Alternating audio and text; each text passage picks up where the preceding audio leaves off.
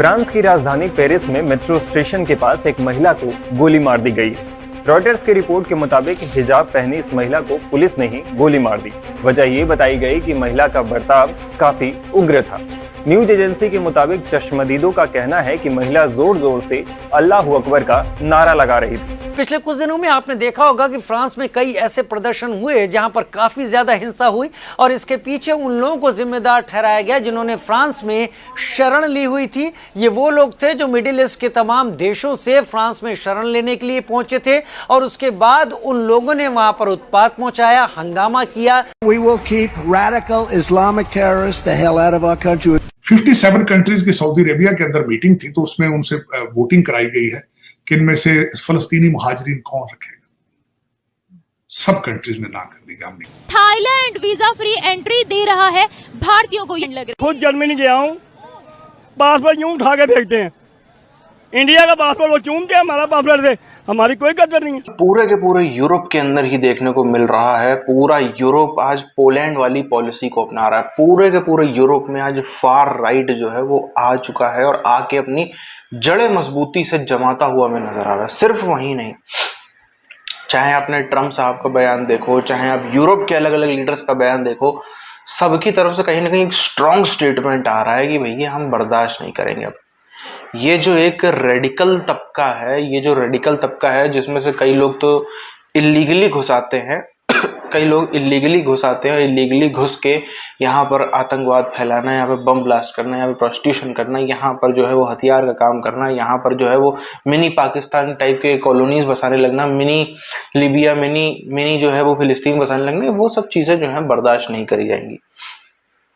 पूरी दुनिया में अलग अलग देखो, मैं चाहे चाइना भी जैसे ही देश क्यों ना हो, जो सो कॉल्ड इस्लामिक देशों के दोस्त बताए जाते हैं, सब जगह पर यही पॉलिसी स्टेट की तरफ से होती हुई नजर आ रही है। जहां जहां पर स्टेट थोड़ा बढ़ावा देता हुआ नजर आ रहा है, वहां वहां पर इस तरीके की घटनाएं भी जो है, आतंकवादी घटनाएं, वो भी बढ़ती हुई नजर आ रही हैं। यहाँ के अर्रास शहर में 13 अक्टूबर को एक टीचर की हत्या हुई थी। मीडिया रिपोर्ट्स के मुताबिक हमलावर ने एक स्कूल में टीचर और बच्चों पर हमला किया था, जिसमें टीचर की मौत हो गई थी।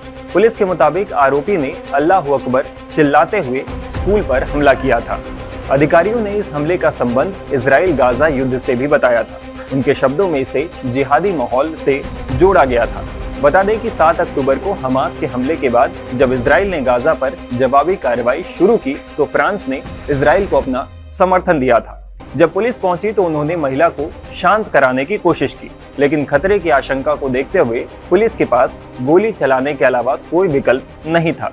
गोली महिला के पेट में लगी, उसे इलाज के लिए नजदीकी हॉस्पिटल भेजा गया था। पुलिस ने बताया कि घटना के बाद मेट्रो स्टेशन को खाली करा लिया गया था। AFP की रिपोर्ट के मुताबिक जांच में महिला के पास से किसी तरह का हथियार या विस्फोटक नहीं मिला।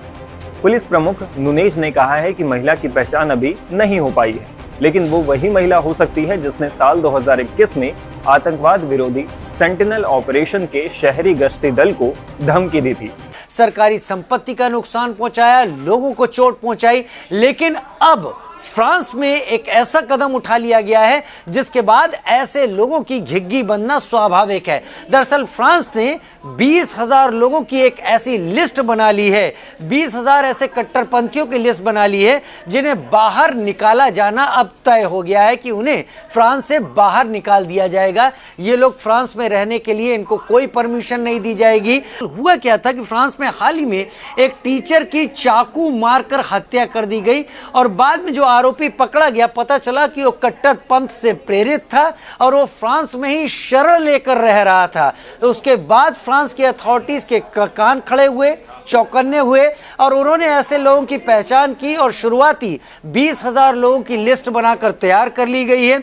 2017 से 2022 के बीच, 2021 के बीच का अगर हम आंकड़ा देखें तो फ्रांस ने करीब 7 लाख लोगों को शरण दी है अपने देश में। आगे आने वाले दिनों में हर साल अधिकतम 75,000 लोगों को ही फ्रांस में वैलिड रीजन पर, जेन्युइन कारणों पर ऐसे शरण दी जाएगी, जो कि 2017 से 2021 यानी 5 सालों के बीच में 7 लाख थी। अब उसे कम किया गया है। तो फ्रांस ने एक कड़ा कदम उठा लिया है उन लोगों को लेकर जो आते तो शरण मांगने हैं, लेकिन शरण मांगने के बाद जब रहने लगते हैं तो उसी देश में तबाही और उत्पात फैलाने लगते हैं और उसको तबाह करने में कोई कसर नहीं छोड़ते। अब इन सब लोगों के लिए फ्रांस गेट आउट शब्द का इस्तेमाल करने जा रहा है। 57 कंट्रीज की सऊदी अरेबिया के अंदर मीटिंग थी, तो उसमें उनसे वोटिंग कराई गई है कि इनमें से फलस्तीनी मुहाजिरीन कौन रखेगा। सब कंट्रीज ने ना कर दी कि हम नहीं रखेंगे। पाकिस्तान क्या इंडिया तक में जो है वो फलस्तीन और उसके एम्बेसी के बाहर जो है वो वहां के मुस्लिम्स खड़े में कि जी हम जाएंगे लड़ने के लिए, हमें वीजा दो। नहीं, ये वाली दीवानगी वहां पर भी नहीं, वो बच्चे बच्चियां डेटिंग मीटिंग के लिए जिस तरह पहले पीटीआई के जलसों में जाते थे, नंबर शंबर एक्सचेंज करने, अब एम्बेसी के सामने चले जाते होंगे। उन्होंने वहां क्या करना है, इनको क्या पता है।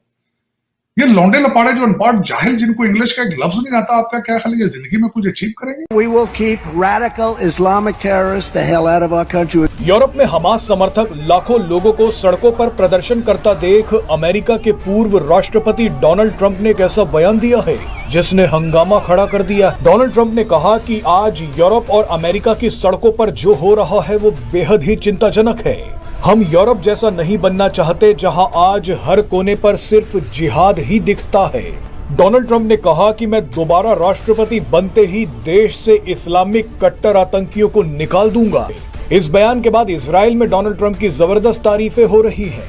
डोनाल्ड ट्रंप ने कार्यक्रम में बैठे लोगों से पूछा कि आपको मेरा वो ट्रैवल बैन याद है जिसमें मैंने मुस्लिमों की यात्रा पर प्रतिबंध लगा दिया था। आरजू अमेरिका में भी हो रहा है, फैशन है।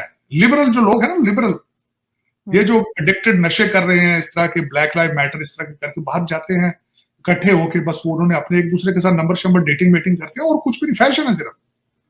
और यार इनसे किसी ने आज तक कोई फलस्तीन के लिए वो पैसा भी दिया है किसी ने आज तक कि उनको खाना दे भेजते हैं, ये लो पैसे ले लो। फैशन है, इसको छोड़ दें। अब देखें आरजू, जो जिस तरीके से आपके जो हालात हैं आगे फ्यूचर में, जब मेरे पठान भाई अफगानी भी आपसे आगे निकल गए हैं, अब तो कोई मुल्क ढूंढना पड़ेगा आपकी मिसाल देने के लिए। पता नहीं वो कई दफा मैं पहले माजी में कांगो कहता था, कांगो तो बहुत सिविलाइज हो चुका है। आप जाएं कोई चीज खरीदने के लिए, 5 चीजें पड़ी हो आपके सामने, आप उसमें कुछ चलती चीज लेंगे ना जो साफ सुथरी पड़ी हो, जो खराब हो, सड़ गल रही हो, जिसमें कीड़े पड़े हो, लेंगे आप। जहां आप जिहाद के टीके 10-10 साल बाद लगाए जाए, 15 किस्म का 20 किस्म का इस्लाम चल रहा हो, वहां पे आप लेंगे ना? एक कंट्री खत्म होने को है तो उनको वो क्या करेंगे इसको लेकर? उनको क्या जरूरत है इसकी? आप तो भाई पाकिस्तान को पाकिस्तानी नहीं लेना चाहते तो वो क्यों लेंगे भाई? पाकिस्तान में इस वक्त तो एक भी पाकिस्तानी नहीं है, सारे फराडी के उधर। मैं तो आप ही होंगे मेरे ख्याल में आखिरी पाकिस्तानी यार। लेकिन यहाँ पे तो पाकिस्तान में पाकिस्तानी कोई नहीं, आपने पाकिस्तान बनाया ही नहीं। धोखा किया लोगों के साथ, आपने फ्रॉड किया, नाम रख दिया पाकिस्तान। कोई चीज पाक है वहां पे? किसी के ख्यालात सोचे पाक हैं? लेकिन दुख है, अफसोस है आरजू, इस पे जितना भी किया जाए मातम कम है। विश्व का कोई कोना हो, विश्व का कोई कोना हो, कहीं कहीं पर जाति, धर्म, भाषा, अलग अलग चीजों से परे उठ के दुनिया के अलग अलग कोनों में आप जानते हैं अलग अलग भाषाएं, अलग अलग कल्चर, क्या क्या नहीं है, मगर उसके बाद भी कुछ कुछ नारे ऐसे होते ही हैं जो आप विश्व के कहीं भी किसी भी कोने में बोलोगे तो वहां पर स्वाभाविक सी बात है लोग डर जाएंगे, लोग भागेंगे, दौड़ेंगे, लोग कुछ भी हो सकता है वहां पर। जैसे आप देखिए, मेरे को एक मामला याद आता है, आप में से कई लोग देहरादून गए, देहरादून में जगह पड़ती गुच्चू पानी, वहां पर रॉबर्ट्स केव जिसको अंग्रेजी में बोलते हैं, वहां पर लोगों ने ऐसे ही चलते चलते में किसी ने अफवाह फैला दी भाई पानी वाला सांप, पानी वाला सांप था नहीं था, क्या था किसी को नहीं पता, मगर वहां पर भगदड़ मच गई थी। ऐसे ही कई सारे नारे होते हैं जिनको बस बोल भर दिया जाए। और सिर्फ ऐसा नहीं है, जो लोग कहेंगे कि ये तो इस्लामोफोबिया है, क्या है, इस्लामिक कंट्रीज में भी, मुस्लिम भीड़ में भी यदि वहाँ पर 100 लोग खड़े हैं, 100 में से 80 मुस्लिम हैं,